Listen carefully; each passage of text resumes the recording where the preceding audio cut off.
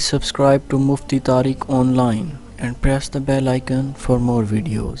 السلام علیکم ورحمۃ اللہ۔ زینب چودھری ساہیوال سے یہ بہن پوچھتی ہیں کہ عورتوں کے لیے چوڑیاں پہننا کیوں ضروری ہے۔ ساتھ میں یہ کہتی ہیں کہ میں نے یہ سنا ہے کہ جس عورت نے زیور نہ پہن رکھے ہوں یا جس کے ہاتھ میں چوڑیاں نہ ہوں تو پھر اس عورت کے ہاتھ کی پکی ہوئی روٹی کھانا جائز نہیں ہے۔ اس کے متعلق شرعی حکم کیا ہے؟ تو دیکھیں، بعض دفعہ ایسا ہوتا ہے کہ ہمیں علم نہیں ہوتا کہ یہ جو شریعت کے احکامات ہیں ان پر عمل کرنا ہمارے لیے ضروری ہے، اور پھر علم نہ ہونے کی وجہ سے ہم ان پر عمل نہیں کر پاتے، اور بعض اوقات اس کے برعکس علم نہ ہونے کی وجہ سے ہم ایسی رسومات میں پڑ جاتے ہیں کہ جن کا شریعت کے ساتھ کوئی واسطہ تک بھی نہیں ہوتا، اور پھر بعض لوگ تو اسے دین کا حصہ سمجھ کر بجا لا رہے ہوتے ہیں کہ یہ دین کا حصہ ہے، حالانکہ شریعت کے ساتھ ان کاموں کا دور دور تک کا کوئی واسطہ یا تعلق ہی نہیں ہوتا۔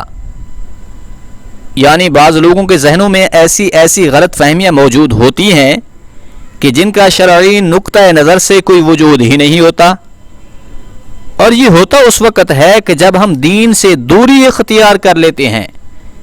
اسلام کا نالج نہ ہونے کی وجہ سے اس طرح کی غلط فہمیوں اور مختلف رسومات میں ہم مبتلا ہو جاتے ہیں۔ یاد رہے، آج کل تو دین سیکھنا بالکل ایزی ہو چکا ہے کہ آپ گھر بیٹھے دین کا علم آسانی سے حاصل کر سکتے ہیں۔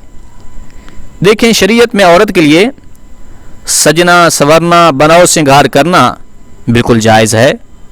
عورت سج سکتی ہے، سنور سکتی ہے۔ شریعت کی حد میں رہتے ہوئے عورت کے لیے بناؤ سنگھار کرنا بالکل درست اور جائز ہے۔ بالخصوص وہ عورت جو شادی شدہ ہے، اگر اپنے خاوند کو خوش کرنے کے لیے بنتی، سجتی اور سنورتی ہے تو اس پر اسے ثواب بھی ملے گا۔